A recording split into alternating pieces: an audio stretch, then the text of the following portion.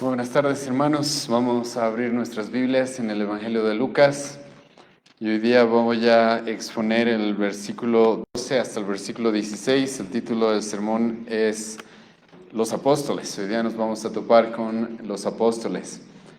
Así que Lucas capítulo 6, versículo 12 al 16, pero vamos a orar antes de comenzar este tiempo, ¿sí? Gracias, Dios mío, una vez más este día. Te agradecemos porque tú nos reúnes para alabarte, para en este momento conocerte. Y te ruego, Dios, por tu bendición. Te pido, Señor, porque tú, Señor, me capacites y nos des oídos que oigan, corazones que verdaderamente entiendan tu palabra, Señor, y lo importante del pasaje que tenemos enfrente. Te ruego, Dios, misericordia por cada uno de los oyentes que está acá y por mí mismo, y te agradecemos una vez más por este tiempo. En el nombre de Jesús, amén. Bueno, voy a leer, hermanos, Lucas capítulo 6, versículo 12 al versículo 16. La palabra del Señor dice así: En aquellos días él fue al monte a orar y pasó la noche orando a Dios. Y cuando era de día, llamó a sus discípulos y escogió a 12 de ellos, a los cuales también llamó apóstoles: Simón, a quien también llamó Pedro, a Andrés su hermano, Jacobo y Juan, Felipe y Bartolomé, Mateo, Tomás, Jacobo, Juan hijo de Alfeo, Simón llamado Celote, Judas hermano de Jacobo y Judas Iscariote, que llegó a ser el traidor. Bueno, hermanos, hoy día nos vamos a topar con este tema acerca de los apóstoles. Hace tiempo que hemos tenido un receso en cierta manera del Evangelio de Lucas. Hace tiempo que hace más de 2 semanas que no estamos estudiando este Evangelio. Y estamos ya en una ocasión muy especial en el ministerio de nuestro Señor Jesucristo y en una ocasión sumamente especial para toda la iglesia en general, como voy a expresarlo el día de hoy. Y es el momento en el cual Jesucristo escogería a 12 hombres para que sean el fundamento de su iglesia, para que sean los encargados de llevar el testimonio de nuestro Señor Jesucristo. Esto, hermanos, es muy importante que tú entiendas, porque la última vez que he leído el Nuevo Testamento no he encontrado ninguna carta escrita por Jesucristo. No he encontrado ninguna epístola escrita por nuestro Señor Jesucristo. Y esto es porque Él decidió en su soberanía, en su sabiduría, elegir a 12 hombres para que ellos sean los encargados de poner el fundamento y dar el testimonio de quién es Él. Y ese es el pasaje con el cual nos encontramos el día de hoy. Yo sé que son unos cuantos versículos nada más. Mucha parte mucho de este pasaje está simplemente lleno de nombres, los cuales voy a explicar en un momento también. Pero es necesario, hermanos, que entendamos de manera amplia la importancia de este pasaje.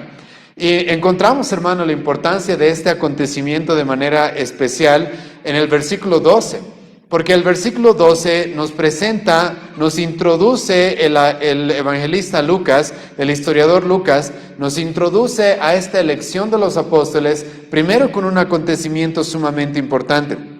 ¿Cuál es este acontecimiento? En aquellos días, él, refiriéndose a Jesucristo, fue al monte a orar y pasó la noche orando a Dios.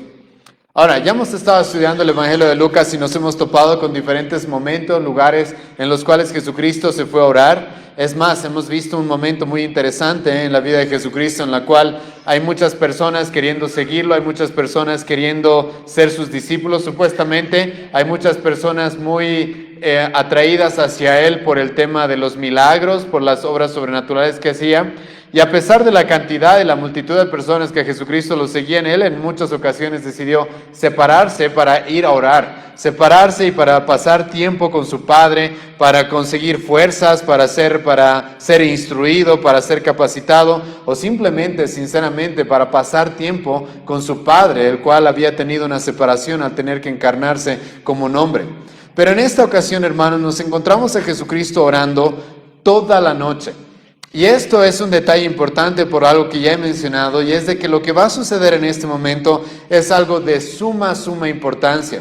Lo que va a suceder en este momento, hermanos, es de que Jesucristo va a escoger a aquellas personas las cuales van a ser las encargadas de poner el fundamento sobre su iglesia, el fundamento sobre el cual cada uno de nosotros tiene el mandamiento de edificar.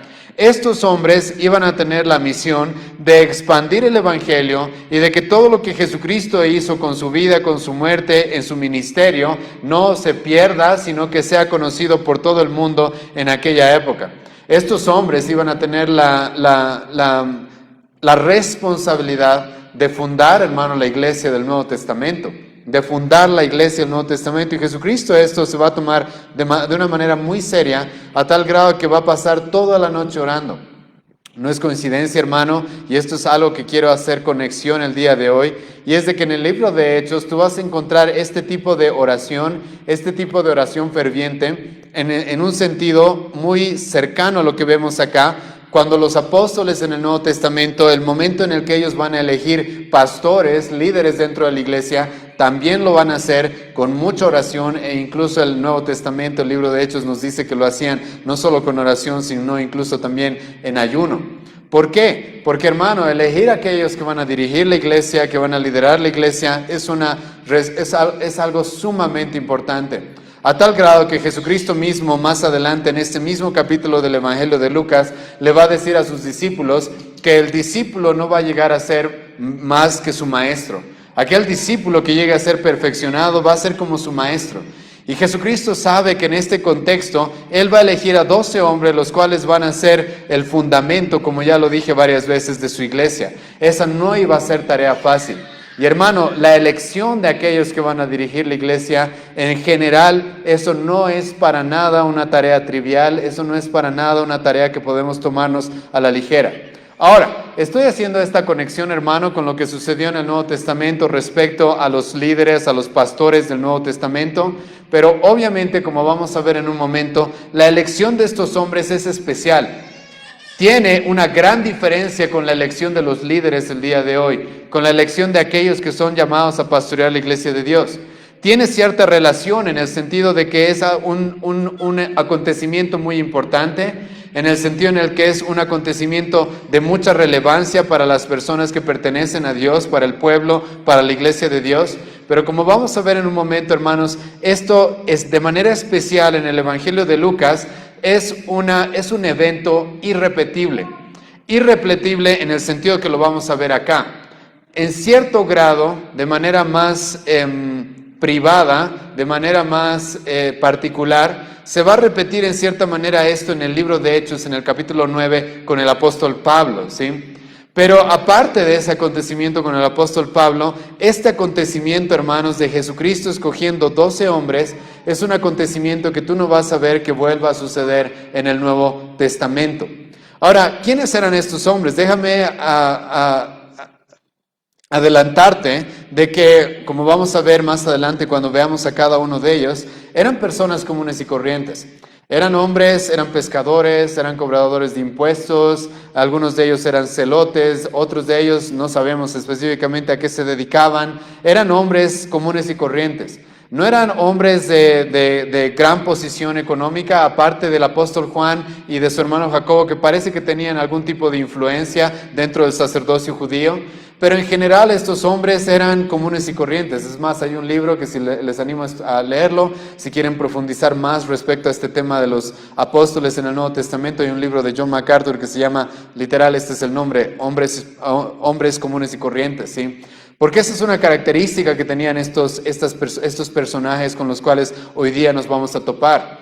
Y esto es importante y va a ser importante hasta el final de esta exposición, porque, hermano, realmente el que estos hombres hayan impactado al mundo de la forma que lo hicieron, realmente el que estos hombres hayan trastornado el mundo entero como se dijo que lo hicieron en el capítulo 17 del libro de Hechos, tú al ver, hermano, y como vamos a ver el día de hoy, quiénes eran ellos, te das cuenta de que realmente no te podrías esperar que esto suceda a menos de que ellos verdaderamente hayan estado con Jesucristo, a menos de que ellos verdaderamente hayan sido capacitados de manera sobrenatural por el Espíritu Santo. ¿Por qué? Porque de otra forma, hermano, ellos no eran reyes, ellos no eran gobernantes, ellos no eran personas en una posición elevada en la sociedad, ellos no eran sabios según la carne, ellos no eran personas a las cuales se las podía considerar eruditos o rabís, para nada. Es más, en el capítulo 4 del libro de Hechos, los líderes judíos al enfrentarse con estos apóstoles que el día de hoy vamos a ver que se los va a elegir, les van a decir y se van a preguntar, ¿cómo es que estos hombres saben todas estas letras, toda esta palabra? ¿Cómo es que estos hombres tienen todo este conocimiento? Y los mismos judíos van a reconocer y van a decir, es porque ellos estuvieron con Cristo. Es porque ellos realmente estuvieron con Jesucristo. De otra manera, no tiene ningún sentido de que estos hombres hayan tenido tal relevancia en la historia de la humanidad, a tal grado que hasta el día de hoy seguimos estudiando sus escritos. Ahora, el momento específico en el cual Jesucristo decide escogerlos es un momento lleno de controversias. Y si recuerdas las anteriores exposiciones del Evangelio de Lucas, espero que recuerdes eso. Hemos visto de que Jesucristo entró en unas controversias específicamente con dos temas, los cuales eran bastante particulares y relevantes para el pueblo, para los líderes judíos de aquella época. Uno de ellos era el ayuno. Hemos visto eso terminando el capítulo 5. Los judíos se acercaron a Jesucristo y le dijeron, ¿por qué tus discípulos no ayunan como nosotros 2 veces a la semana? Después de eso, encontramos a Jesucristo entrando en controversias con el tema del día de reposo, ¿sí? El tema del día de reposo. Y va a entrar en controversias fuertes, como hemos visto desde el versículo 6 al versículo 11, a tal grado que Jesucristo mismo va a provocar esta controversia. Jesucristo sabe que los judíos tenían una visión y un entendimiento legalista, un entendimiento incorrecto del día de reposo, y Jesucristo los va a confrontar con eso. Jesucristo va a estar dispuesto a entrar en una discusión con ellos, y Jesucristo está acompañado por sus discípulos en este contexto. Está acompañado por aquellos que hasta este momento son conocidos solo como discípulos. Y en medio de estas controversias, hermano, es que Jesucristo los va a elegir. Y este es un detalle importante, hermanos, porque estos hombres están siendo elegidos en este momento, como el evangelista Marcos nos va a decir, porque Jesucristo ahora quiere entrenarlos de una manera especial.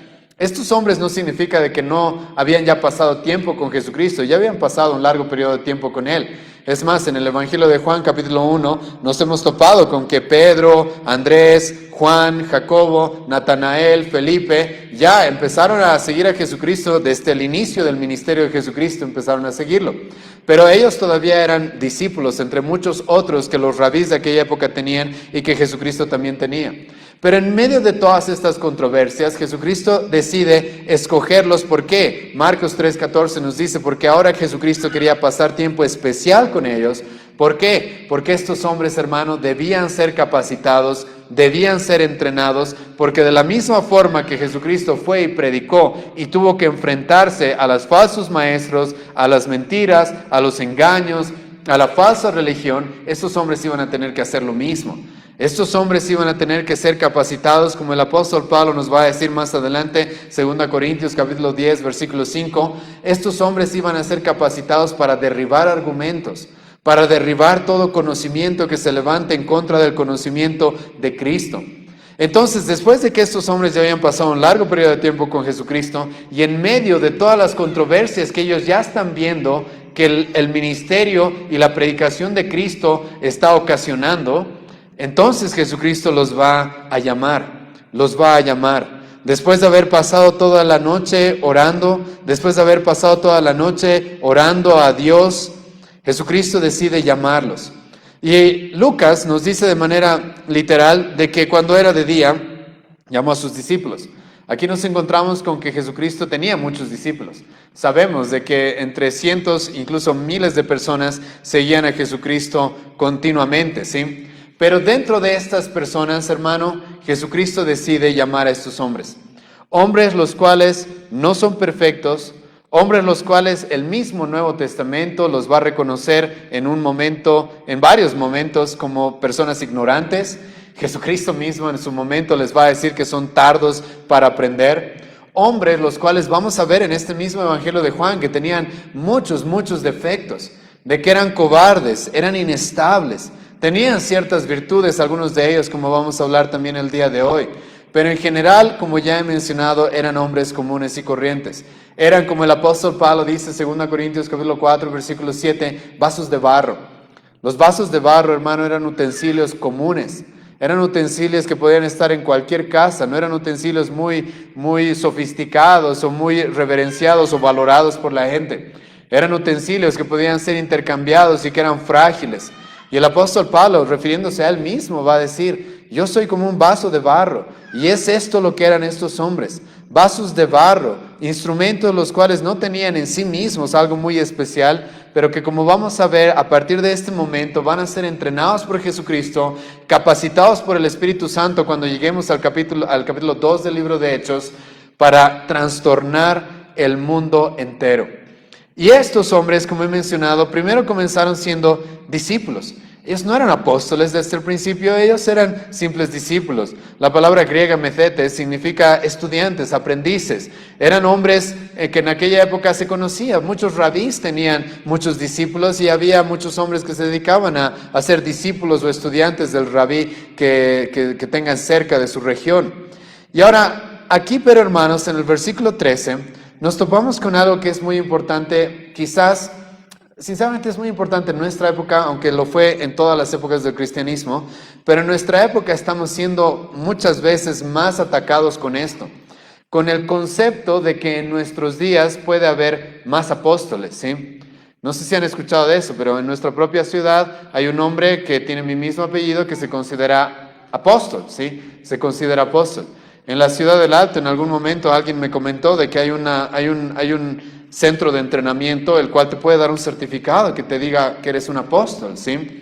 Y es porque hay mucha teología, hay muchas inclinaciones teológicas las cuales se han inclinado a creer y enseñan esto, de que los apóstoles del Nuevo Testamento eran un ejemplo de lo que Jesucristo iba a hacer continuamente, ¿sí? Porque continuamente Jesucristo iba a dar más apóstoles a su iglesia. Pero en este contexto, específicamente en el versículo 3, hermano, tú encuentras completamente lo contrario. ¿Por qué? Porque Jesucristo, hermano, tiene miles de discípulos. Tiene cientos, ya si quieres, en este contexto inmediato, de discípulos a su alrededor. Pero ¿por qué Jesucristo va a escoger a 12 de manera especial?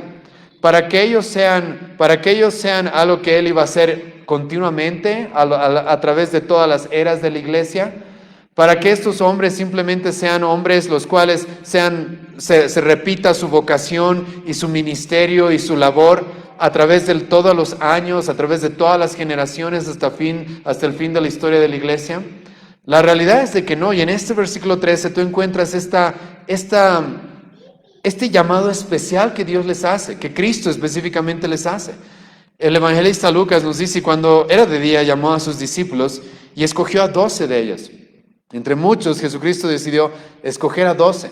Estos hombres, hermano, escucha, no escogieron ellos ser apóstoles, no decidieron ellos ser apóstoles. Jesucristo los escogió de manera soberana. Él decidió escogerlos. Entre cientos de otros hombres y personas las cuales las seguían, Jesucristo decidió escoger a estos 12 y Jesucristo les dio un título especial. Escucha cuál es este título: a los cuales también llamó apóstoles. Aquí Jesucristo les da un título especial.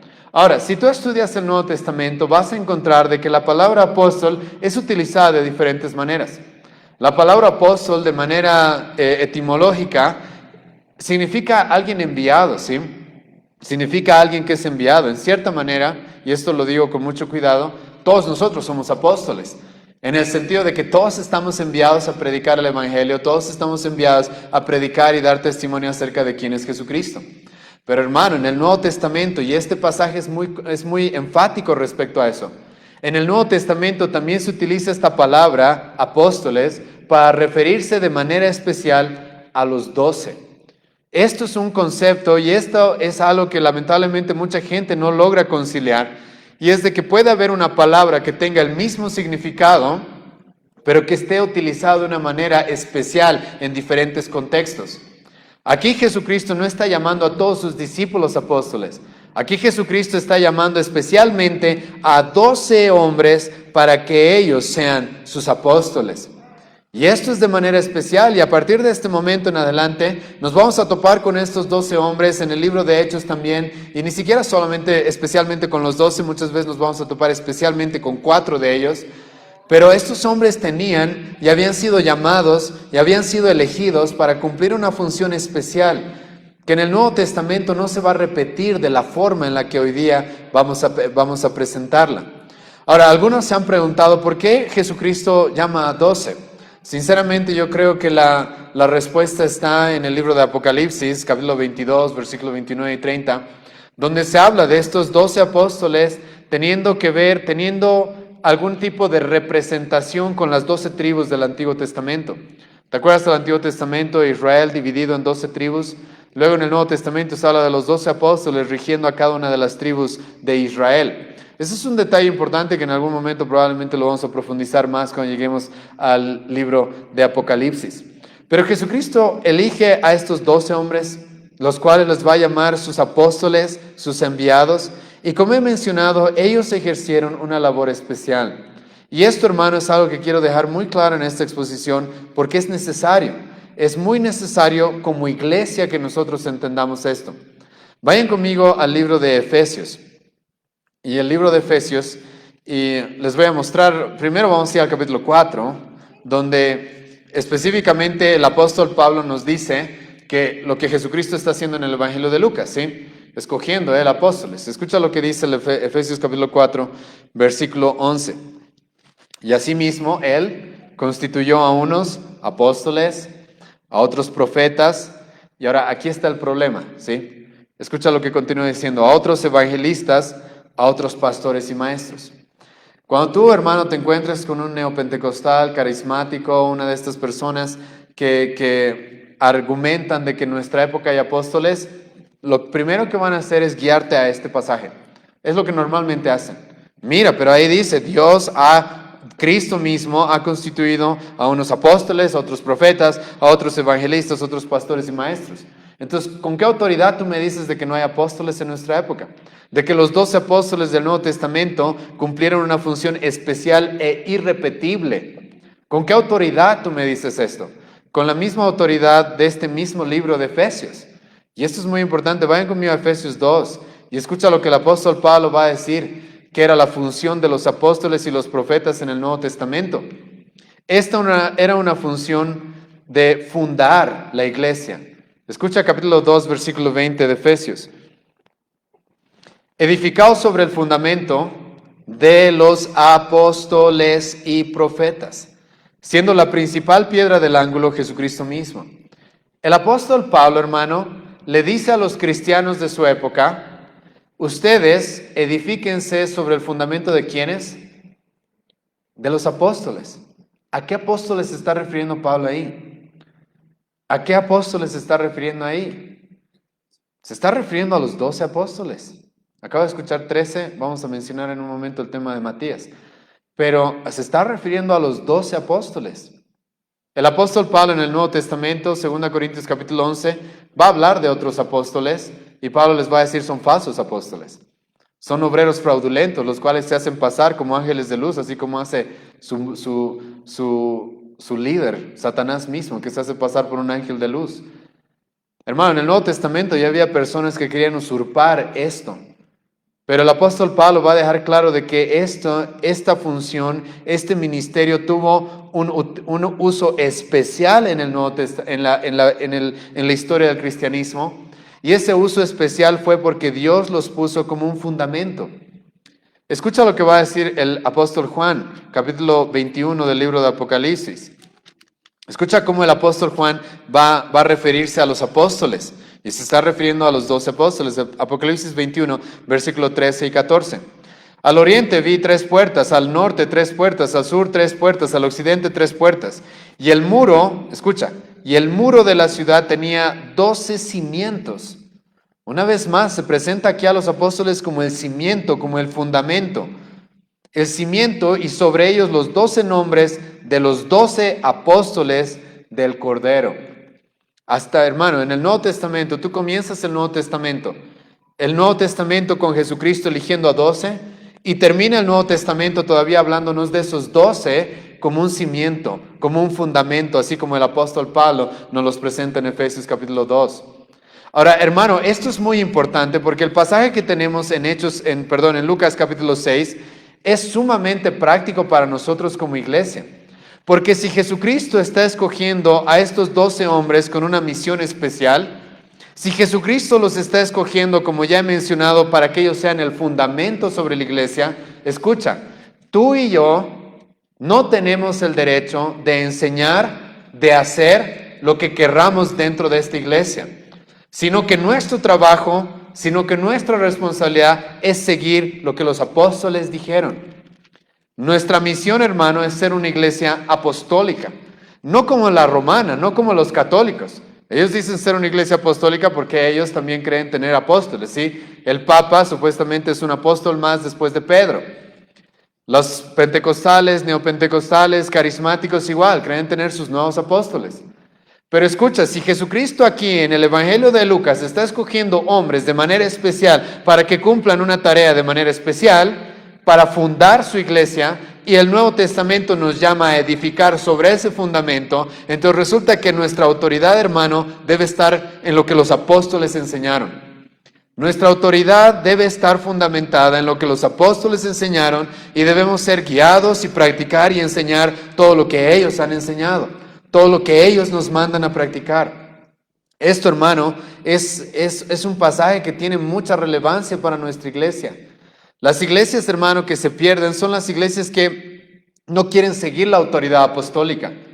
Es por eso, y esto te va a ayudar a interpretar algunas epístolas del Nuevo Testamento, no es por nada, hermano, que el apóstol Pablo, cuando escriba epístolas, muchas de sus epístolas va a comenzar diciendo, yo soy un apóstol. Yo soy un apóstol, no de hombres, como le va a decir a los Gálatas, no por hombres, como le va a decir a otras iglesias de su época, sino que Cristo mismo me ha puesto en esta función. ¿Por qué el apóstol Pablo hace eso? Porque el apóstol Pablo sabía que en su época las iglesias tenían la responsabilidad de someterse a su autoridad como un apóstol. Ahora, el apóstol Pablo por eso no significa de que él trataba a las iglesias como si fueran su dueño o su señor, eso no es algo que hacían los apóstoles, pero las iglesias tenían la responsabilidad de someterse a estos hombres, de sujetarse a estos hombres. ¿Por qué? Porque fueron comisionados de manera especial por Jesucristo. Y este, hermano, es un detalle muy importante. En el Nuevo Testamento, para reconocer un apóstol, este apóstol tenía que ser comisionado directamente por Jesucristo. Es por eso que cuando lleguemos a hablar de Judas un poco más adelante, voy a argumentar de que Matías no reemplazó realmente a Judas como apóstol. Lo debe haber reemplazado tal vez en la función de tesorero que tenía Judas. Pero Pablo es el que ocupa ese lugar como apóstol con la autoridad de que Cristo mismo lo comisionó. Porque a estos 12 que vamos a encontrar el día de hoy, Cristo los comisionó. Al apóstol Pablo, el apóstol Pablo va a decir, a mí Cristo me comisionó. Pregunta, ¿quién puede decir eso el día de hoy? ¿Quién puede decir, a mí Cristo me ha comisionado ayer como apóstol? ¿Quién podría decir eso el día de hoy? Con verdad, con fundamento. Yo sé que hay gente que se sueña cosas, que come más de lo debido en la noche y luego tiene sueños extraños y de los cuales luego sacan ciertas revelaciones. Pero ¿quién podría decir con fundamento, a mí Cristo me ha revelado y me ha comisionado como su apóstol? ¿Quién podría hacerlo como se nos lo está presentando aquí en el Nuevo Testamento? A Cristo mismo comisionado a estos hombres. Como se nos presenta a Pablo en Hechos capítulo 9, siendo comisionado por Cristo mismo. Y esto es importante, hermanos, porque para ser un apóstol del Nuevo Testamento, esta era una característica que debías cumplir. Ser comisionado de manera personal por Cristo. Ahora, déjame darte algunas características más que tenían estos apóstoles en el Nuevo Testamento. Eran comisionados directamente por Cristo.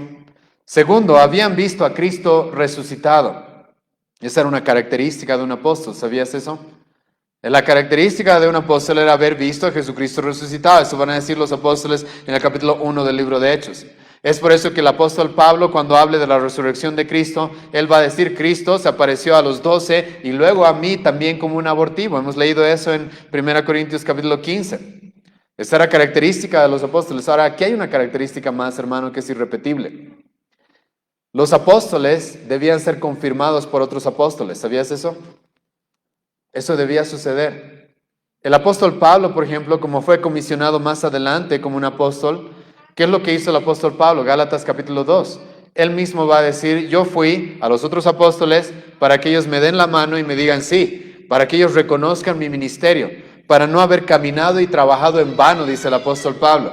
Yo fui a los que tenían ya cierta reputación de ser algo. Ahora yo sé, dice Pablo en Gálatas 2, de que el mismo que obró en Pedro también obró en mí, pero yo fui a ser reconocido por aquellos que estaban dirigiendo la iglesia en su momento, Pedro específicamente y Juan, los cuales eran columnas de la iglesia de Jerusalén. Eso, hermano, es algo irrepetible. Creo que todos los apóstoles hasta nuestro momento han muerto. Es algo irrepetible que no puede volver a pasar. Los apóstoles, hermano, también debían hacer milagros. Esa era una característica de los apóstoles. Debían tener el don de milagros. Es por eso que el autor de Hebreos nos va a decir, capítulo 2, versículo 3 y 4, de que Jesucristo, de que Dios mismo autentificó a estos hombres como dándoles el poder de hacer milagros. Esa era una forma en la que Dios autentificó el ministerio de estos hombres. Después de los apóstoles, el Nuevo Testamento nos va a decir, cuando tú veas a una persona hacer milagros, más bien desconfía. En el Nuevo Testamento la Biblia nos va a decir, los apóstoles del Nuevo Testamento eran confirmados por milagros. De aquí en adelante Jesucristo va a decir, Mateo 24, tengan cuidado con los que hacen milagros porque ellos vienen a engañar. El mismo apóstol Pablo va a decir, 2 Tesalonicenses capítulo 2, tengan cuidado con los que vienen a hacer milagros porque normalmente vienen a engañar. Vienen a confundir a las personas. Porque aquellos en los cuales Dios quiso utilizar milagros para confirmar su ministerio, fueron los apóstoles del Nuevo Testamento.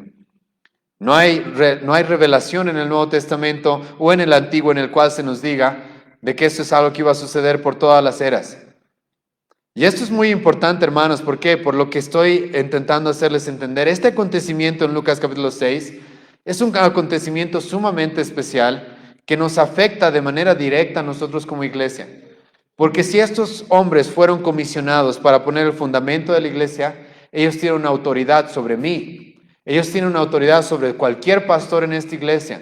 Ellos tienen una autoridad sobre todos ustedes. Porque Cristo mismo los comisionó con una autoridad especial para ser el fundamento de la iglesia. Entonces, hermano, esto no es cualquier relato, no es un relato más en el Nuevo Testamento. Es un relato sumamente importante, el cual las personas que reconocen esto se mantienen, hermano, en el Nuevo Testamento. Se mantienen fieles a lo que el Nuevo Testamento dice. Las personas que no reconocen esto son las personas que agarran esta Biblia y la hacen a un lado y lo que importa es lo que el apóstol de turno te diga, ¿sí? Lo que el pastor o el ungido de turno te diga.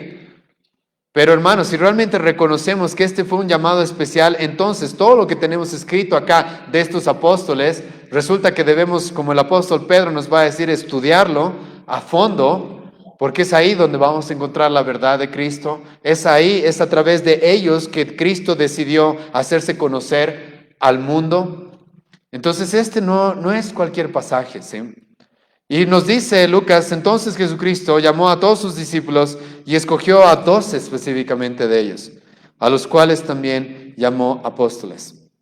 De aquí en adelante ahora voy a relatarles un pequeño resumen de quiénes son estos hombres.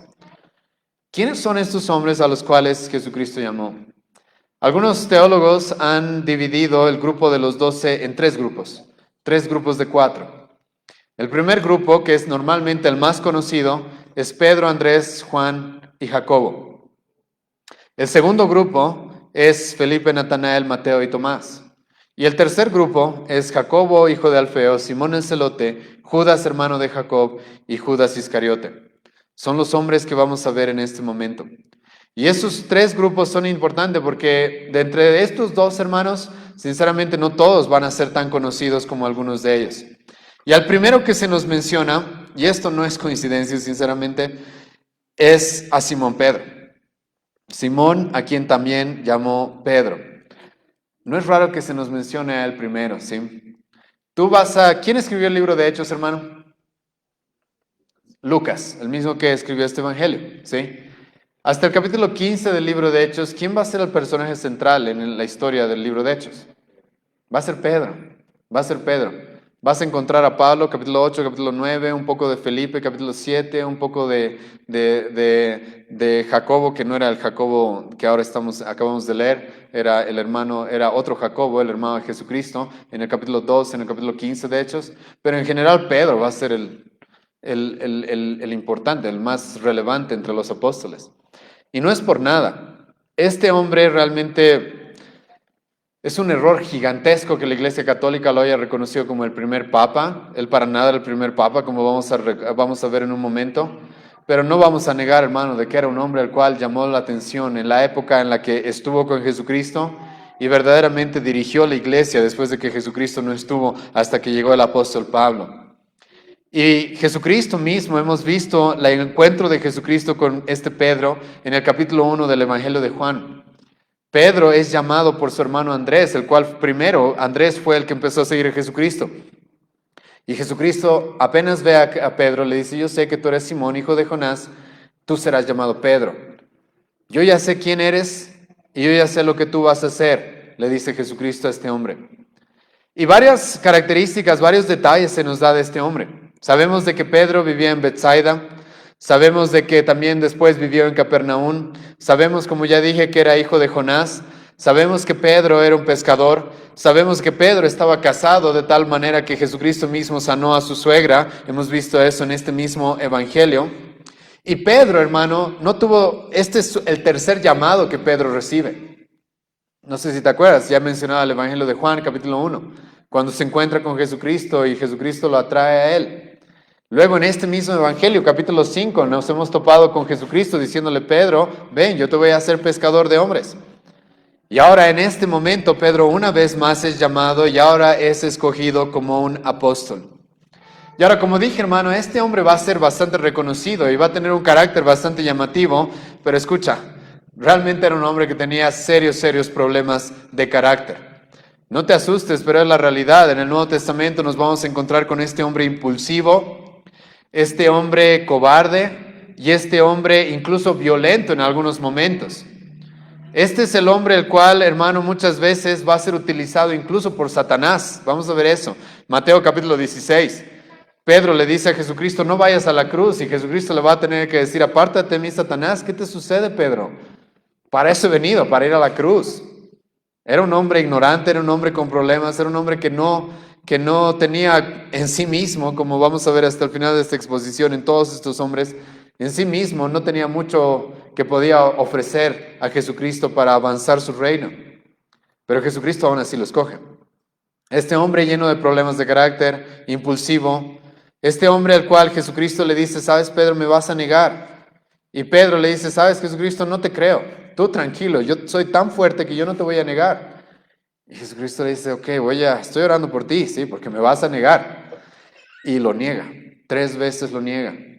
Este es el Pedro al cual se va a poner violento en el arresto de Jesucristo, le va a cortar la oreja a un hombre llamado Malco, al cual Jesucristo le va a decir, Pedro, ¿qué estás haciendo? Yo jamás te he llamado a hacer esto. Pero este es un hombre, hermano, el cual en su momento sería una columna dentro de la iglesia primitiva. Este sería un hombre el cual escribió 2 epístolas y dirigió probablemente el evangelio de Marcos. Marcos probablemente es el evangelio dictado por el apóstol Pedro. Y este es un hombre, hermano, el cual, y yo les animo a estudiar más a fondo quién es él, porque es un hombre que tenía tantos defectos, tantos problemas, tanta impulsividad, tanta cobardía, pero es un hombre en el cual Jesucristo mismo va a obrar. Su Espíritu Santo va a obrar y lo va a cambiar. Pedro, cuando tú ves a lo largo de la historia del Nuevo Testamento quién era él y quién llegó a ser, te das cuenta de la obra santificadora. Pedro, de ser un hombre el cual ve a un guardia querer apresar a Jesucristo y saca su espada para intentar matarlo. El mismo Pedro después en primera Pedro va a escribir una carta diciéndole a los cristianos, cuando ustedes sean atacados, cuando ustedes sean ultrajados, cuando ustedes sean oprimidos, nunca respondan mal por mal, sino hagan callar a los insensatos haciéndoles el bien y sufran lo que tengan que sufrir sin generar violencia, sin provocar, sin responder con maldición. Ese es el Pedro, hermano. Ese es Pedro, el cual Jesucristo le dijo que Jesucristo le dijo algo y Pedro no quiso recibir sus palabras. Después en el Nuevo Testamento vas a encontrar al apóstol Pablo confrontando a Pedro con un error Y Pedro reconociendo su maldad, reconociendo su pecado y estando dispuesto a reconocer y a recibir la exhortación. Pedro, hermano, fue este hombre, el cual comenzó de esta manera, pero en la obra santificadora de Dios, en la cual la buena obra que él comienza la termina. Tú ves en el apóstol Pedro eso claramente. Un hombre que terminó siendo humilde, un hombre que terminó siendo alguien que está dispuesto a aceptar la corrección, un hombre que estuvo dispuesto a ser valiente, ya no un cobarde que se escapó y negó a Jesucristo, sino un hombre el cual al final de su vida va a estar dispuesto a ser crucificado de cabeza junto con su esposa. De cabeza, ¿por qué? Porque él no se sentía digno a ser crucificado como Jesucristo fue crucificado. Ahora, hay algo, hermanos, que sí hay que aclarar cuando hablamos de Pedro, y es algo que ya he mencionado, y es lo que la Iglesia Católica dice acerca de él, que él es el primer papa. Y la Iglesia Católica saca esto de Mateo capítulo 16. Si quieren ir, pueden ir conmigo a este pasaje, ¿sí? Mateo capítulo 16.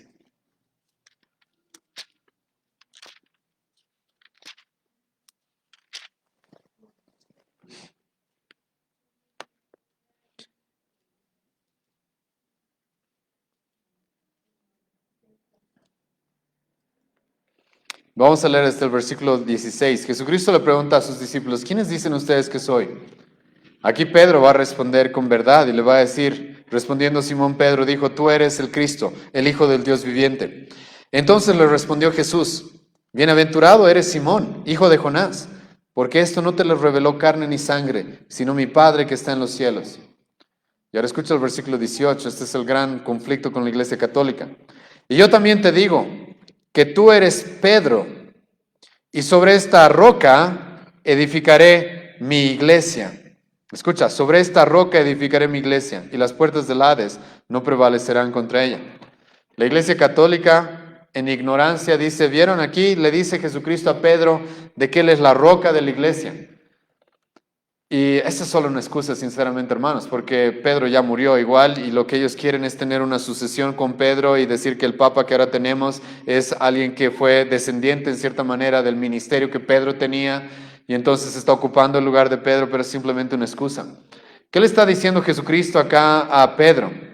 Pedro le dice: tú eres el Hijo de Dios, tú eres el Hijo del Dios viviente, tú eres el Cristo. Pedro le acaba de decir a Cristo eso. Una verdad la cual Jesucristo le dice: no se te ha revelado esto por carne ni sangre. Esto, Pedro, es una obra de Dios en tu vida. De otra manera, tú jamás hubieras llegado a esta conclusión. Y entonces Jesucristo le dice: y yo te digo, tú eres Pedro. Y aquí en el griego es muy importante definir las palabras. Pedro, la palabra Pedro es en el griego la palabra Petros, que significa piedra. Significa una piedra. Una piedra que puede ser una parte de una roca si quieres, pero es una piedrita. Y Jesucristo le dice: tú eres Pedro, y sobre esta Petras edificaré mi iglesia. ¿A qué es a lo que Jesucristo se está refiriendo cuando dice Petras? ¿Se está refiriendo a Pedro? ¿Se está refiriendo ahora a que Pedro iba a ser el fundamento de su iglesia? No, se está refiriendo a sí mismo. Pedro, tú acabas de decir que yo soy el Cristo, el Hijo del Dios viviente. Tú, Pedro, piedra pequeña, yo voy a edificar mi iglesia sobre esta roca, que yo soy el Hijo del Dios viviente, el Cristo. Sobre esa roca va a ser edificada mi iglesia. Y sobre esa roca, hermanos, edificada la verdadera iglesia de Dios. Sobre el reconocimiento de que Jesucristo no es un hombre más, no es un profeta más, no es un maestro más, sino que Él es el Hijo de Dios, el Cristo. Él es el Mesías, el Hijo de Dios encarnado. Sobre esa roca está edificada nuestra iglesia y nuestra fe, ¿sí o no? Y por si les cabe duda, hermano, de que Pedro entendió eso, si quieren pueden ir conmigo a 1 Pedro capítulo 5, escucha lo que Pedro va a decir. Ruego a los ancianos que están entre vosotros, escucha lo que Pedro va a decir. Ruego a los ancianos que están entre vosotros que se sometan a mí, porque yo soy el Papa que Jesucristo ha dejado para su iglesia. Si están leyendo conmigo, hermanos, no dice eso este pasaje. Escucha lo que dice. Ruego a los ancianos que están entre vosotros, yo anciano también con ellos, y testigo de los padecimientos de Cristo que soy también, participante de la gloria que será revelada, apacentada la gloria de Dios que está entre vosotros, cuidando de ella, no por fuerza, sino voluntariamente, no por ganancia deshonesta, sino con ánimo pronto, no como teniendo señorío sobre los que están en vuestro cuidado, sino siendo ejemplos de la grey. Pedro va a decir, yo soy uno más entre los líderes que Dios ha elegido dentro de la iglesia. Como he mencionado, sí, Pedro era un apóstol y tenía una función especial, pero Pedro en esta epístola, en su primera epístola, le va a expresar a la iglesia, yo no me creo ningún papa, yo no me creo ningún vicario de Cristo, yo me creo un anciano más entre otros ancianos. Está bien, él tenía una función especial, pero él para nada ejerció la función que la iglesia católica le atribuye, para nada. Y ese, hermanos, fue Pedro. Y este en el Evangelio de Lucas es el principio de la gran vida que él va a tener en el inicio de la iglesia cristiana. Después de Pedro se nos relata Andrés. ¿Quién es Andrés? No vamos a pasarnos tanto tiempo con cada uno de ellos, hermano. Quizás en otro momento podamos hacer una biografía de cada uno. ¿Quién es Andrés? Es el hermano de Pedro. Andrés fue primero en llegar a Jesucristo antes que su hermano. Es más, Pedro llegó a Jesucristo gracias a Andrés. Esta es una característica que va a tener Andrés en los evangelios. Es un hombre el cual, igual que todos los demás, Jesucristo le va a decir, son tardos en entender, ustedes no pueden escuchar muchas cosas que les quiero enseñar, realmente son muy lentos. Pero si algo tenía bueno Andrés, hermano, es de que era un hombre que estaba constantemente llevando a las personas a Jesucristo. Apenas conoció a Jesucristo, quiso ir corriendo por su hermano para llevarlo. Es más, en los evangelios nos vamos a topar con personas que buscaron a Andrés para que Andrés las lleve hacia Jesucristo. Este era un hombre el cual verdaderamente estaba comprometido con que las personas conozcan a Jesucristo. Este hombre había comenzado primero siendo discípulo de Juan el Bautista. Esto se nos relata en el Evangelio de Juan. Y mucho de él, sinceramente, no sabemos ya más en los evangelios. Andrés, a diferencia de Pedro, no llamó mucho la atención. En algunos lugares se nos lo presenta. Estaba entre los cuatro con los que Jesucristo tenía más relación. Pero muchos detalles de él, sinceramente, no tenemos. Sabemos que es hijo de Jonás, sabemos que era un pescador más. Pero la historia sí nos cuenta algunas cosas de Andrés. Después de que Jesucristo ascendió al cielo, Andrés fue a predicar a Grecia. Fue a predicar a Asia Menor. E igual que su hermano, estuvo dispuesto a serle fiel a Jesucristo hasta el final y fue crucificado igual que Pedro, aunque con una diferencia. Él fue crucificado en una X, no una cruz como la de Jesucristo, sino en una X, dos maderos puestos en la tierra como una X. Eso es lo que sabemos de Andrés. Y este es el inicio de su vida como apóstol. Después de Andrés se nos menciona a Jacobo y a Juan, a estos dos hermanos. Se los menciona juntos porque son hermanos. Jacobo y Juan. Los evangelios nos dicen de que estos eran hijos de Salomé. Estos eran hombres los cuales también se dedicaban a la pesca. Es más, eran socios de Andrés y de Pedro. Y estos hombres, Juan y Jacobo, fueron de los que estuvieron más cercanos con Jesucristo, especialmente Juan, a tal grado que Juan se nos menciona de que él incluso recostó su cabeza sobre Jesucristo. Juan mismo nos va a decir y se va a presentar él mismo como el discípulo amado. Ahora, en estos hombres, hermano, igual que en Pedro, como ya lo he mencionado, especialmente en el apóstol Juan, encontramos igual de manera más amplia en el Nuevo Testamento cómo Dios fue obrando en su vida. Juan, como he mencionado, era conocido como el apóstol del amor, ¿verdad? Es conocido hasta nuestra época como el apóstol del amor, el discípulo amado de Jesucristo y el apóstol del amor. ¿Por qué se lo conoce como el apóstol del amor? Se lo conoce porque más de 80 veces el apóstol Juan va a hacer mención del amor, el amor entre su evangelio y sus epístolas. Pero, hermanos, estos hombres no comenzaron así. Hoy día en la mañana me tocó mencionar un poco a estos dos hombres. Vamos a ver esto en Lucas 9 en unos meses. Hermano, Juan no era tan amoroso como creemos el día de hoy. Juan va a ser, junto con su hermano Jacobo, va a ser conocido y Jesucristo mismo los va a llamar hijos del trueno. ¿Y por qué los llama hijos del trueno? Porque eran impulsivos y también tenían ese carácter en cierta manera incluso violento. A tal grado que una región a Jesucristo no lo recibieron y Jacobo y Juan le van a decir a Jesucristo, ¿quieres que oremos para que caiga fuego del cielo y los destruya? Y Jesucristo les va a decir, ¿por qué no entienden? Yo he venido a salvar en mi primera venida. Va a llegar mi segunda venida, en esa venida voy a venir a destruir a todos mis enemigos. Pero en mi primera venida yo he venido a rescatar almas, he venido a salvar, no a condenar. Pero esto es algo que Jacobo y Juan con su hermano no entendieron desde el principio. Asimismo, hermano, Juan como Jacobo también incluso, vamos a ver esto más adelante, se metieron en problemas con los mismos discípulos. ¿Por qué? Porque entre los discípulos, y eso es algo que Jesucristo tuvo que lidiar con ellos, se estaban peleando por a ver quién iba a ser el primero. ¿Tu suena familiar, hermano? Lamentablemente en muchas iglesias pasa eso también, a ver quién es el primero, quién tiene una posición más elevada. Entre los apóstoles pasaba eso y por eso Jesucristo les va a decir, el que quiera ser el primero, que sea ¿qué? El último. Y todavía Juan y Jacobo van a ser, en cierta manera, podemos tal vez excusarlo un poco más a Juan, porque probablemente cuando empezó a seguir a Jesucristo era muy, muy joven. Algunos calculan que quizás tenía 16 años. Jacobo era probablemente su hermano mayor. Y estos hombres van a utilizar incluso a su mamá para intentar tener una posición elevada a Jesucristo. Eran unos hijitos de mamá, podríamos decir. Su mamá se va a acercar a Jesucristo y le va a decir, Jesucristo, por favor, cuando tú estés en tu reino, que mis dos hijos estén, uno a tu diestra y el otro a tu izquierda, que ellos estén acompañándote como los principales dentro de tus apóstoles. Y Jesucristo les va a decir, no se trata de eso.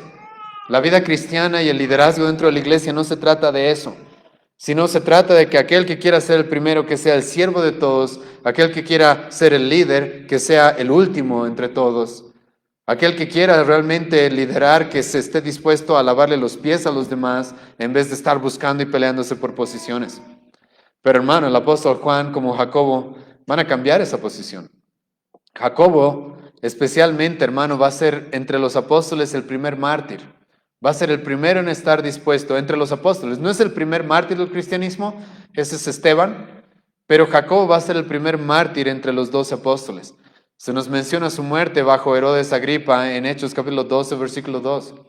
Va a ser un hombre, Jacobo, el cual no sabemos mucho de él, sinceramente. Mucho de él no conocemos. Sabemos que estuvo en el monte de la transfiguración, sabemos que tuvo una relación más cercana con Jesucristo, sabemos que era hijo de Salomé, hermano de Juan, etcétera, que era pescador. Pero lo que sí sabemos, hermano, es que murió siendo fiel a Jesucristo y dejó de pelear por estas cosas de a ver quién es el primero en este grupo, a ver quién tiene más autoridad. Lo mismo le va a pasar a Juan, claro que de una manera bastante diferente, bueno, lo mismo en el sentido de que va a ser igual un mártir de Jesucristo, pero de manera especial Jesucristo va a querer utilizar a Juan para que él tenga una vida más larga. Cuando estamos estudiando el Evangelio de Juan, vamos a llegar al capítulo 21 y Jesucristo va a predecir que Juan va a ser el último de los apóstoles, va a ser el apóstol que más iba a vivir. Jesucristo le va a decir eso a Pedro. Pedro le va a decir ahí a Jesucristo algunas cosas que vamos a estudiar más adelante, pero eso es lo que sucedió con Juan. Él igual estuvo dispuesto a ser fiel a Jesucristo hasta el final, pero en la misericordia y en la providencia de Dios, Dios decidió utilizarlo por un más largo periodo de tiempo. Es más, el apóstol Juan va a ser el último de los apóstoles. Y sus epístolas, hermano, junto con su evangelio, son realmente muy importantes. En su evangelio, el apóstol Juan nos va a querer mostrar a Jesucristo para que lleguemos a la salvación. En su epístola, en su primera epístola, nos va a querer mostrar cuáles son las evidencias de aquellos que verdaderamente han encontrado a Cristo y han puesto su fe en Él. Cuáles son las evidencias de aquellos que verdaderamente han sido salvos. Y a través de todos sus escritos vas a encontrar un énfasis en la fe, en la verdad, en el amor y obviamente en Cristo, una y otra vez. Y Juan, a diferencia un poco de los demás apóstoles, sí va a mostrar un poco más de valentía. Porque ¿quién fue el único apóstol, hermano, que estuvo al lado de la cruz de Cristo? Es más, al apóstol al cual Jesucristo le dijo, hazte cargo de mi madre. Fue Juan. A diferencia de los demás, los cuales verdaderamente estaban muy atemorizados por lo que estaba sucediendo, Juan sí se va a animar a estar al lado de Jesucristo en la cruz e incluso recibir a María en su casa. ¿Cómo terminó la vida de Juan? Terminó exiliado, no terminó exactamente, pero fue exiliado en Patmos, en una isla, abandonado, completamente solo. Es ahí donde escribió el libro de Apocalipsis. Después de eso, la historia sí nos cuenta de que Juan estuvo en Éfeso. Y hermano, de Juan tenemos algunos relatos interesantes que no tenemos de otros apóstoles. Porque de Juan nosotros conocemos el día de hoy a los discípulos de Juan, hombres como Papías, como Policarpo, como Ignacio. Hermano, hay gente que dice el cristianismo es mito, es leyenda, esos hombres nunca existieron. Es gente que no conoce la historia, que no conoce nada de la historia antigua. El apóstol Juan literalmente dejó hombres, discípulos, los cuales hasta el día de hoy se conocen sus escritos, y los he mencionado: Papías, Policarpo, Ignacio, entre otros también. Y estos no son personajes ficticios, sino son personajes los cuales estuvieron con el apóstol Juan hasta el final de su vida. Después del apóstol Juan se nos relata a Felipe. ¿Qué sabemos de Felipe? Era de Betsaida. Felipe era amigo de Andrés, llevó a Andrés a que conozca a Jesucristo. Felipe también fue vecino de Pedro. Hemos mencionado que Pedro también era de Betsaida. Felipe es alguien del cual conocemos algunas cosas más en el Nuevo Testamento. ¿Por qué? Porque Jesucristo incluso va a tener conversaciones con este hombre, probándolo. ¿Se acuerdan la alimentación de los 5,000 en el Evangelio de Juan? Jesucristo tiene 5,000 personas que lo están siguiendo y entonces se da la vuelta y le dice: Felipe, ¿cómo crees que vamos a alimentarlos? Y el pasaje literalmente dice en el Evangelio de Juan que Jesucristo hizo eso para probarlos. Y Felipe no va a responder bien y le va a decir: Señor, no sé cómo vamos a hacer, es imposible que le demos de comer a todas estas personas. Y Jesucristo entonces, con unos cuantos panes, con unos cuantos peces, va a alimentar a más de 5,000 personas porque solamente se estaban contando a los hombres. Felipe también era un hombre el cual era sincero. Era sincero, también estaba equivocado en algunas cosas, pero por lo menos era sincero. Tenía una devoción sincera a Dios. En Juan capítulo 14, versículo 8, encontramos sinceramente lo que yo quisiera escuchar de muchas personas que se consideran cristianas, por lo menos dijeran esto. Felipe le va a decir a Jesucristo: Señor, muéstranos al Padre y con eso nos basta. Ahora, esa es algo que Felipe dice sinceramente con un corazón honesto, de que quiere conocer a Dios. El gran problema es que Felipe estaba ignorando de que Dios mismo estaba enfrente de él. Por eso Jesucristo le va a decir: hace tanto tiempo me conoces, Felipe, y no sabes quién soy. El que me ha visto a mí, ha visto al Padre. El que me ha visto a mí, ha visto al Padre. Pero por lo menos Felipe, hermano, sí tenía ese deseo. Yo quiero conocer a Dios y con eso me es suficiente, no quiero nada más. ¿Qué más sabemos de Felipe? Sinceramente no sabemos mucho más en el Nuevo Testamento. La historia sí nos cuenta de que predicó en Grecia, en Frigia, en Siria, y que fue muerto, asesinado en Hierápolis. ¿Cómo? No se conoce mucho más de él. Después de Felipe se nos presenta aquí a Bartolomé. Bartolomé es simplemente una forma de conocerlo que significa hijo de Ptolomai, que en realidad este es Natanael, ¿sí? Natanael, que es Bartolomé, el hijo de Ptolomai. De Natanael hemos estudiado en el Evangelio de Juan. Les animo a ver la prédica del Evangelio de Juan, en el cual nos hemos topado con él. Él era un poco escéptico acerca de que Jesucristo haya llegado, de que el Mesías haya llegado. Es más, Natanael despreciaba un poco a los nazarenos. Eso lo encontramos cuando él dice: algo bueno puede salir de Nazaret. Pero Natanael era un verdadero israelita. Jesucristo mismo va a decir eso. Este era un verdadero israelita en el cual no había engaño. ¿Qué significó eso? De que Natanael, incluso antes de que llegue a Cristo, Natanael era un hombre que verdaderamente había puesto su fe en la promesa de que iba a llegar el Mesías, y era lo que estaba esperando. Y cuando se encontró con Cristo, tuvo una gran sorpresa y lo reconoció como su Mesías, como su Salvador. La historia nos cuenta de que probablemente predicó en India, en Persia, en Egipto, en Armenia. Y se dice de que pudo haber muerto de estas tres formas. No se conoce a ciencia cierta cuál de las tres fue usada con él, pero para que conozcan un poco de lo que le sucedió a estos hombres, Natanael pudo haber sido decapitado, o desollado, o crucificado. Lo que sí se sabe es que fue en Armenia. Una de estas tres cosas, o quizás varias de estas tres cosas, le sucedieron a este hombre. Después de esto se nos presenta Mateo. Mateo significa don de Jehová. Mateo, ya hemos estudiado de él en este mismo evangelio, por eso no me voy a pasar mucho tiempo con él. Era un publicano, uno de los pecadores más despreciados, y que la gente los veía con completo desprecio y desesperanza. Eran hombres en los cuales nadie tenía ninguna esperanza de que pueda salir algo bueno, y Cristo decide salvarlo. Algo por lo cual Jesucristo mismo va a entrar en problemas, porque los judíos se van a decir: ¿cómo es posible de que tú estás comiendo con pecadores? Y Jesucristo les va a decir, va a utilizar a Mateo como un ejemplo de la gracia que él ha venido a mostrar a este mundo, de que no importa cuán pecador seas, de que no importa cuán perdido estés, él está dispuesto y él puede salvarte. Él tiene el poder de salvarte con una sola palabra. porque Jesucristo le va a decir a Mateo, sígueme, e inmediatamente Mateo va a dejar todo y lo va a seguir. Incluso, hermanos, solamente esto dicho sea de paso, Mateo probablemente es al cual Jesucristo se está refiriendo en Lucas 18, cuando nos da la parábola del fariseo y del publicano. Ese publicano, ¿te acuerdas que lloraba y no podía ver al cielo y decía, Dios, sé propicio de mí? Es muy probable que Jesucristo esté hablando de Mateo. La última vez que nos encontramos con Mateo en el Nuevo Testamento es Hechos 1, versículo 13. Nunca más se lo vuelve a mencionar.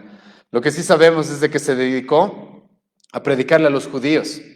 Y esto es interesante, porque Mateo, habiendo sido rechazado por su pueblo porque él era publicano, él va a sentir este deseo ferviente porque su pueblo sea salvo. Va a predicarle a los judíos. También la historia nos dice de que predicó en Persia, en Macedonia y en Siria, y que fue quemado en una hoguera. Esta es la forma en la que Mateo terminó su vida. Luego se nos presenta Tomás, que significa que Tomás, o también se lo conoce como Dídimo, que significa mellizo, probablemente porque era mellizo, tenía un hermano mellizo. Este hombre se lo conoce en el Nuevo Testamento por ser pesimista, pero al mismo tiempo valiente.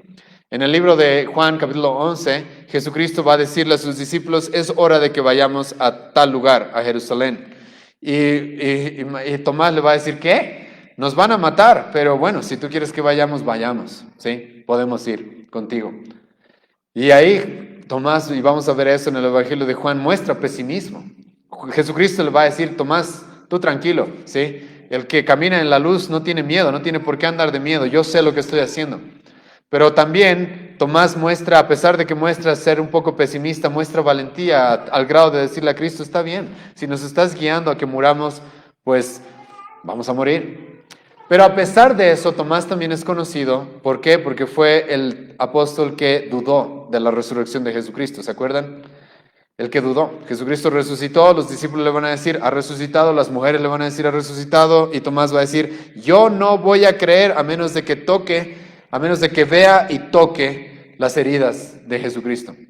Y cuando lleguemos al Evangelio de Juan, a ese relato, Jesucristo se le va a aparecer y escucha, Tomás no va a necesitar ni siquiera tocar sus heridas. Y se va a arrodillar a Jesucristo y le va a decir, tú eres mi Señor, tú eres mi Dios. Y de ahí en adelante Tomás nunca más va a dudar acerca de quién es Jesucristo. Y como todos los demás apóstoles va a dar su vida por nuestro Señor Jesucristo, fue a predicar a predicó a los persas, algunas personas, algunos historiadores creen que murió y terminó su ministerio en la India y que murió traspasado por una lanza. Murió como un mártir, así como todos los demás. Después de él se nos presenta Jacobo, hijo de Alfeo. Sinceramente, de él es del que casi menos sabemos. Es más, no tengo casi nada de decirles de este hombre. Sé que su madre se llamaba María, la cual también era discípula de Jesucristo.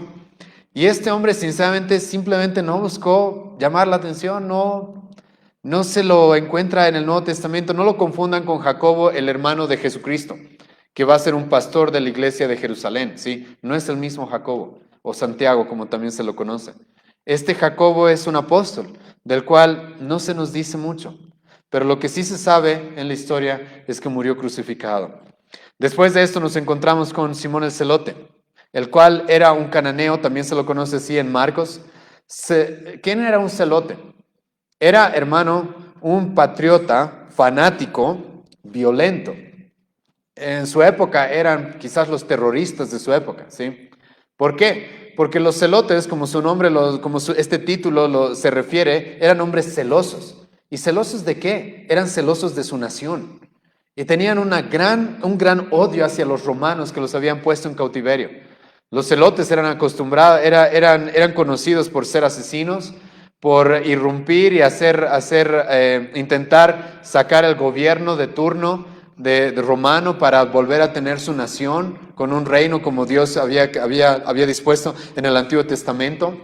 Y eran fanáticos, hermano, eran patriotas, eran valientes, eran también violentos. Lo interesante de este Simón el Celote, hermano, es de que, como he mencionado, el Nuevo Testamento no nos va a mentir y nos va a mostrar a los discípulos cómo eran. Por ejemplo, como ya he mencionado, se nos muestra a Juan y a Jacobo con sus defectos, con Pedro y sus defectos. Lo interesante de este hombre es de que no encontramos ningún acontecimiento dentro de los discípulos que pudo haber tenido algún encuentro muy fuerte con especialmente un hombre. ¿Con quién? Simón el Celote hubiera tenido un problema fuerte. Pues identificar con quién hubiera tenido un problema fuerte. No, no es Judas. ¿Con quién hubiera podido tener un problema fuerte? Un celote era un celoso de su nación y resulta que iba a estar al lado de un traidor a su nación que era Mateo. Y Jesucristo los reúne en un mismo grupo y a los dos los llama para ser apóstoles.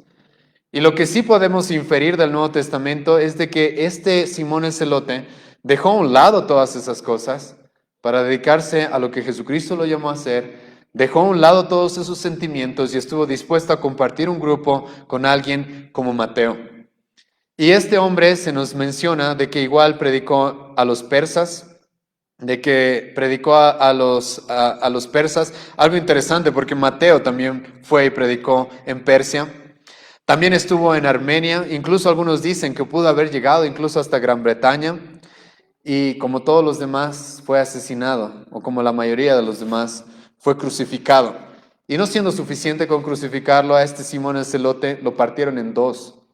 Hermano, así era el odio que la gente tenía en el primer siglo contra el cristianismo. Después de esto nos encontramos con Judas, no el último Judas, no el traidor, sino Judas, el hermano de Jacobo, el hijo de Alfeo. Judas Tadeo se le menciona, se lo reconoce así en Mateo 10, versículo 3. Tadeo significa niño de pecho, lo cual podría indicarnos de que este hombre era igual de una edad era bastante joven, quizás como el apóstol Juan, ¿sí? Quizás era el menor de su familia. No tenemos mucho conocimiento de él. Conocemos una intervención que él tuvo en Juan capítulo 14, versículo 22, cuando este Judas le dijo, Señor, ¿cómo te manifestarás a nosotros y no al mundo? Fue un hombre, la verdad, ese es el único lugar donde lo encontramos teniendo una interacción así como la que tuvo con Jesucristo en ese momento. No sabemos mucho más de él. Sabemos que predicó en Samaria, Siria, Mesopotamia, Libia y murió junto con Simón el Celote, probablemente de la misma manera. Y para concluir, hermano, nos encontramos con Judas Iscariote en este pasaje, el cual fue elegido y desde acá ya se nos dice de que él iba a ser el traidor. Y escucha, Jesucristo sabía que él iba a ser el traidor. Algo interesante de Judas Iscariote que en todo este grupo es el único que no es de Galilea. Es el único que no es reconocido como un Galileo. Y este Judas, hermano, hay personas en nuestra época que han intentado vindicarlo, han intentado justificarlo, ¿sí? Incluso han intentado verlo como el héroe. No entiendo cómo han llegado a esas conclusiones, ¿sí? Hay algunas personas que han dicho Judas ha sido un héroe porque gracias a él Cristo ha ido a la cruz. ¿Te imaginas? Sin Judas no hubiera habido salvación, ¿sí? Eso es una mentira. Judas jamás fue bueno, jamás fue bueno. Sabemos por Juan capítulo 13, versículo 29 que era el tesorero y sabemos que era un hipócrita. Era un hipócrita. Jesucristo va a decirles a los discípulos, una pecadora va a romper un perfume muy costoso a los pies de Cristo y Judas le va a decir a Jesucristo, Jesucristo, era que usemos ese dinero para ayudar a los pobres. Y el apóstol Juan nos va a decir, Judas no decía eso porque le importaban los pobres, sino porque él era el tesorero y se sacaba dinero de la bolsa del dinero que ellos compartían. Era un ladrón, era un hipócrita.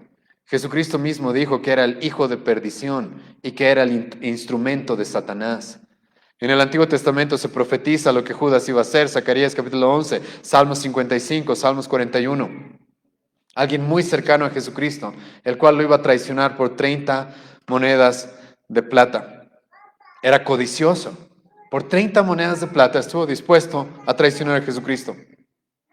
Y ahora escucha, para aquellos que creen que Jesucristo predicaba la teología de la prosperidad, ¿sabes por qué Judas abandonó a Jesucristo? Porque resulta que Jesucristo no les estaba ofreciendo mucha prosperidad. Jesucristo les dijo, ¿saben? Voy a morir y a ustedes les va a tocar justo todo lo que hemos visto el día de hoy. A mí me han odiado, ustedes los van a odiar, a mí me van a matar, ustedes los van a matar, y Judas va a decir, yo no he firmado para eso, ¿sí? ¿Cómo es eso de que vas a morir y que luego a nosotros también? No, a mí no me gusta eso, y ahí es donde Judas se desilusiona de Jesucristo y va y lo vende a los sacerdotes judíos. Era un impostor, era un mentiroso, era un hipócrita, era un traidor, y era un hombre, escucha, que a pesar de haber pasado 3 años con Jesucristo, no entendió el mensaje del Evangelio. ¿Por qué? Porque al final de la vida de Judas nosotros nos encontramos con que él sintió, ¿verdad? Un cierto remordimiento después de lo que hizo. Más le valía por lo menos haber sentido eso. Acababa de asesinar al Hijo de Dios. Entonces sintió cierto remordimiento, ¿sí o no? Pero ¿qué es lo que hizo Judas? Se fue y se ahorcó. Se fue y se suicidó. Ese fue un hombre, hermano, que no entendió la gracia. Cristo estuvo 3 años predicándoles: he venido a salvar pecadores. He venido a salvar pecadores. No importa cuán pecador seas, aunque seas como Mateo, aunque seas un celote, yo te puedo salvar. Aunque seas una prostituta, yo te puedo salvar. Y Judas se siente pecador, ¿y qué hace? Va y se mata. Porque él no entendió para nada la gracia de Cristo, no entendió para nada la esperanza que se tenía en nuestro Señor Jesucristo, ni sin importar nuestros pecados. Él fue reemplazado por Matías. Ahora, como he mencionado, yo sostengo, ahora esto no es conclusivo, hermanos, hay otros teólogos muy buenos, hermanos amados, que tienen otra posición, que creen que hay 13 apóstoles, ¿sí? Yo no creo eso, por lo que acabo de leer hace un momento en Apocalipsis 21, ¿sí? Donde se habla de los 12 apóstoles como 12 cimientos, entonces no creo que haya habido 13. Se lo reemplaza en el Evangelio, en el libro de Hechos, capítulo 1, por Matías, pero como he mencionado, al parecer se lo reemplaza en la función que tenía Judas como tesorero, ¿sí? Pero el que verdaderamente reemplaza a Judas como autoridad, como apóstol, ¿quién es? Es Pablo, del cual hoy día no vamos a hablar porque no se lo menciona acá todavía. Ahora, hermanos, ¿qué se ve en todos estos hombres? ¿Cuál es una característica en todos estos hombres? Que eran débiles, que eran imperfectos. J.C. Ryle dice esto: la debilidad de todos estos hombres, escucha, nos demuestra el origen divino del cristianismo. Te voy a preguntar, ¿cómo es posible que estos pescadores, estos hombres que no eran para nada letrados, que eran considerados ignorantes, estos hombres que eran publicanos, que eran pescadores, cómo es que estos hombres impartieron un mensaje que 2000 años después, aquí en Bolivia, a miles de kilómetros de distancia de Palestina, estamos estudiando? ¿Cómo es posible que estos hombres hayan trastornado su mundo, el mundo entero de su época? ¿Cómo es posible, hermano? La respuesta es porque estos hombres, hermano, fueron comisionados por Cristo. Y Cristo los comisionó para esta misión, y Cristo los capacitó, y Cristo obró en ellos, y el Espíritu Santo los empoderó para cumplir esto. Jesucristo mismo les va a decir, ¿o no? Ustedes vayan y prediquen a Jerusalén, a Samaria, a todas las partes del mundo, pero primero esperen al Espíritu Santo, ¿sí? Porque ustedes solos no van a poder. Esos eran estos hombres. Y estos hombres, hermano, terminaron siendo el fundamento de nuestra iglesia. Y para terminar, quisiera darles un detalle más acerca de ellos. ¿Qué hicieron estos hombres para transformar y para impactar este mundo de la forma que lo hicieron? ¿Qué hicieron? ¿Tenían ejércitos? ¿Tenían poder? ¿Qué tenían? ¿Sabes qué tenían? La predicación, eso tenían. Estos hombres se dedicaron a predicar.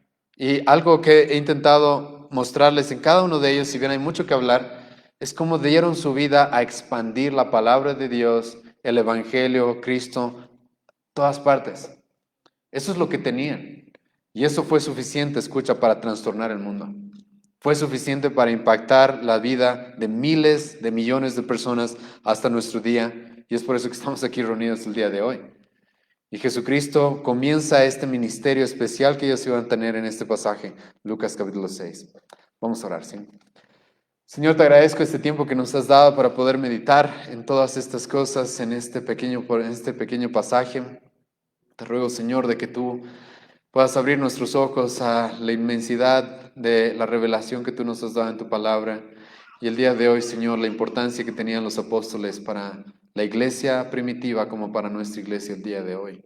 Te agradecemos, Señor, porque tú decidiste utilizar a estos hombres comunes y corrientes, a estos hombres que para el mundo quizás parecían necios, no parecían para nada sabios, pero tú utilizaste aquello que el mundo llama necio para avergonzar a los sabios, para trastornar el mundo entero, para salvar millares de personas, las cuales con el mensaje que ellos iban a llevar, tú ibas a salvar a tu pueblo, Señor. Te agradecemos por cómo los has usado. Y te rogamos, Dios, a que nos ayudes a ser fieles a la autoridad que tú les has dado sobre la iglesia, a aquellos apóstoles que tú has decidido utilizar para dejar un fundamento claro, teológico, doctrinal, práctico, acerca de cómo la iglesia debe debe funcionar, qué es lo que la iglesia debe predicar. Te agradezco, Dios, por eso y te rogamos que tú nos ayudes a profundizar aún más, Señor, en los pasajes que tenemos más adelante en este Evangelio. En el nombre de Jesús. Amén.